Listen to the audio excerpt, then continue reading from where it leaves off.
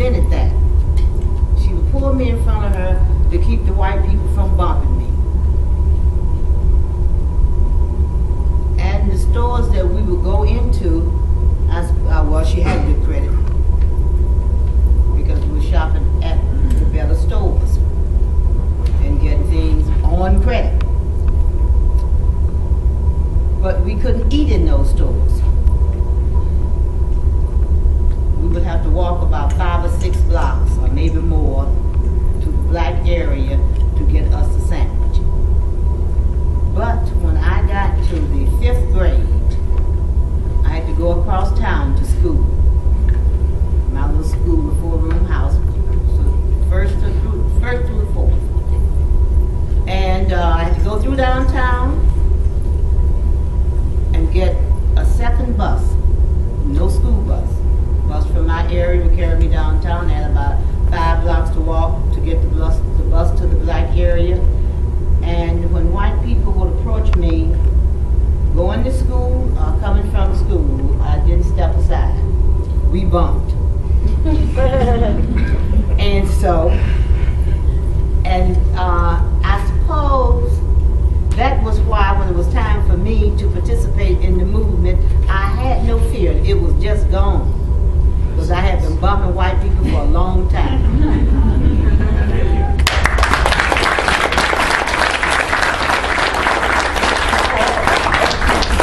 My name is Bill Harper, Piedmont, Alabama. Piedmont, Alabama is a little small town on the other side of Anniston, Alabama, 23 miles from where the bus was burned. Now let me make it clear to you all young students. I talked to my son, he says, Father, he said, Daddy, why did y'all take so much from white people during that time? When I came up, segregation was a way of life. You didn't know any better to a certain extent. Things happened and you went along with it because you started in a problem, your father would have got fired from his work, his job, and so forth. Even during that time, when I was in 10th grade, I drove a school bus. In the country, you could drive a school bus to school unless you get paid. Now, things that bothered me that didn't bother me then was that when the white fellow who was a friend of mine, school bus would break down, he called me that morning and said, look, my bus wouldn't start. So when you get to school, come to my house and I'm gonna get on your bus and we're gonna pick up my children. Picked up the white children, took them back to the white school, they got off. But every day when I passed there with my children, went to the black school. Never thought about segregation. But when I went to Nashville, Tennessee, things start boiling again. What happened during that time and so forth. I was on the first bus that left and took up the Freedom Ride after the bus was burned in Anniston, Alabama. New Catherine was in Tennessee State together. We had already been demonstrating in Nashville, Tennessee, so we had the knowledge, we had the non-violent means to be the first group to leave to take up the Freedom Ride. I tell everybody, if not been for Nashville, Tennessee, we've been no other Freedom Ride. The Freedom Ride was stopped. It flew in, it flew back, and everybody was over with. They said, if you go on the Freedom Ride now again, you'll get killed. When we left Nashville, Tennessee, got to Birmingham, Alabama, Bull Connor stopped us, took 2 people off the bus because we were sitting together, black and white. Put us in, went to the bus station that night to put us in jail. Did you all see the film, the Freedom Ride film? Yes. All right. The next night, they took us out of jail, put us in 2 limousines. Catherine, she riding in the front with the big chief, and they got to the Alabama line and dumped us off at the Alabama line. One thing I didn't know, we did stop about 30 miles before we got to the Alabama line. I said, Captain, why did we stop? She said, we picked up a priest. I said, a priest? For what? A priest? Anyway, they put us out on the railroad track early in the morning, about 6 o'clock. We had to make a decision, how we find a place, how we get to the black house, to make a telephone call. We walked down the railroad track. We saw this house, you saw it in the film. And I'm talking in the film, I said, we went to this house and knocked on the door.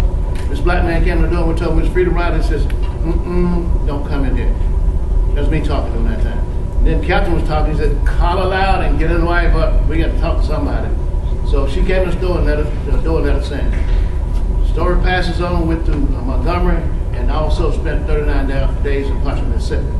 One of the things that I want you to know about is that I was 19 years old, and probably oldest in this group, I guess.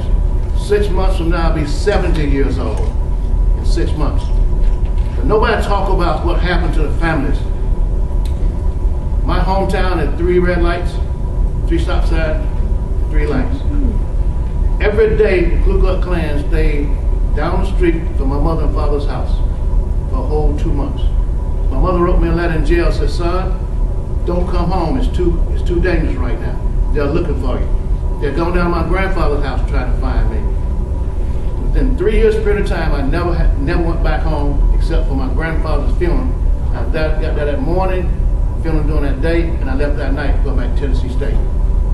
So what happened is families, although they didn't go on the freedom ride, they still had problems. My mother got fired. My father was called in several times. I'm the oldest out of 8 children. My sisters and brothers in school during that time. They got heckled every day in school because of me. And everybody knew everybody in my hometown. We had probably 6,000 people in my hometown. We had more than that in Tennessee State University. So don't forget that the families had problems the same as Freedom Riders had problems. And we were 19 years old, so we probably didn't know too much better. Thank you.